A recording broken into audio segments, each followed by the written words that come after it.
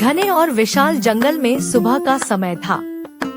सूरज की किरणें पत्तों के बीच छनकर जमीन पर सुनहरी चादर बिछा रही थी। यह जंगल दो हिस्सों में बटा हुआ था। एक तरफ शेरों का साम्राज्य जहां शासन था भैरव सिंह का, और दूसरी तरफ भेड़ियों का इलाका जिसका नेता था रुद्रा। रुद्र चालाक, तेज और घमंडी था। दोनों झुंड ताकत के बराबर थे, लेकिन सोच अलग थी। शेरों में साहस और न्याय था, जबकि भेड़ियों में चालाकी और स्वार्थ था। दिन बीतते गए, गर्मी बढ़ गई और जंगल की सबसे बड़ी नदी धीरे धीरे सूखने लगी। पानी बस एक छोटे तालाब में रह गया।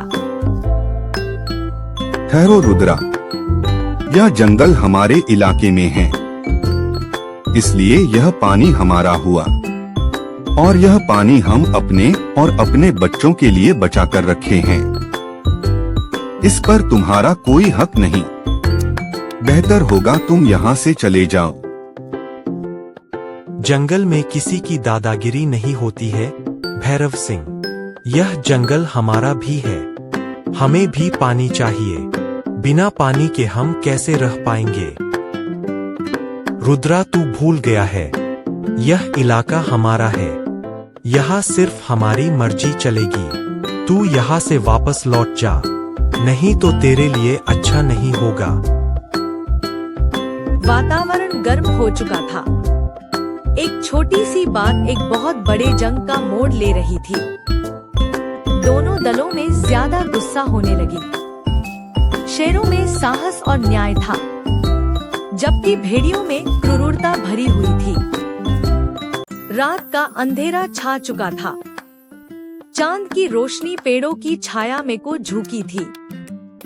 भेड़ियों का झुंड चुपके से बढ़ता जा रहा था, हर पंजे की आहट दबेश्वर में। अरे सभी शेर सोए होंगे, चलो अब हमला करें। लेकिन सभी लोग सावधान रहो, अचानक से हमें हमला करना होगा। वह सब तेज तेज दौड़ने लगे, लेकिन जैसे शेर की गुफा के पास पहुँचे, तभी गुफा से शेर की दहाड़ने की आवाज सुनाई दी। रुद्रा, तू भूल गया है, शेर कभी सोते नहीं है और पीछे से भी वार नहीं करते हैं। तेरे अंदर दम है तो आगे से लड़के दिखा। शेरों ने पलटवार किया, धरती कपने लगी, उनके कदम आगे बढ़ने लगे। शेरों के पंजे चमक रहे थे, भेड़िए पीछे हटने लगे। जिद्दी था शेर, लड़ता रहा। घमासान युद्ध हो रही थी दोनों झुंड के बीच। शेर की ताकत और बहादुरी से रुद्रा लड़खड़ा गया और गिर पड़ा मिट्टी में। उसके साथी भागने लगे। भेड़िए हार चुके था, रुद्रा घायल था। रुद्रा घायल था, पर भीम रुद्रा को पूरी तरह से नहीं मारा। रुद्रा, लौट जाओ। तुमने छल से जीतने की कोशिश की थी, लेकिन जंगल में राज्य ताकत से नहीं, न्याय से होती है। तू असली राजा है भीम। मैंने चालाकी से लड़के गलती की, मुझे माफ कर देना भीम। मैं शर्मिंदा हूँ, अब मैं किसी से छल कपट नहीं करूँगा।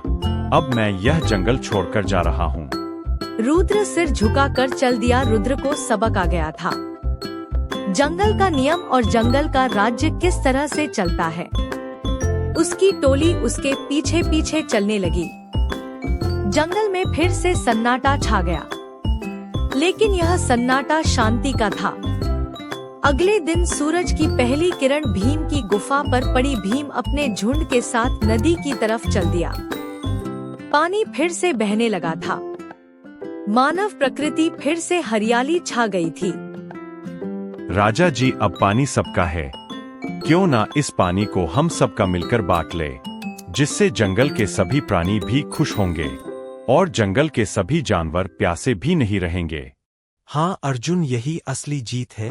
जंगल के सभी जानवरों का प्यास बुझाना मेरा धर्म है, और जंगल के जानवरों की खुशी मेरी खुशी है। जंगल तभी खुश रहता है जब हर प्राणी एक दूसरे का सम्मान करे। हाँ अर्जुन, तुमने सत्य कहा, जंगल के जानवरों का सहायता करना मेरा कर्तव्य है। यह बात सुनकर जंगल के जानवर सभी खुश हो गए और फिर से अच्छे से रहने लगे।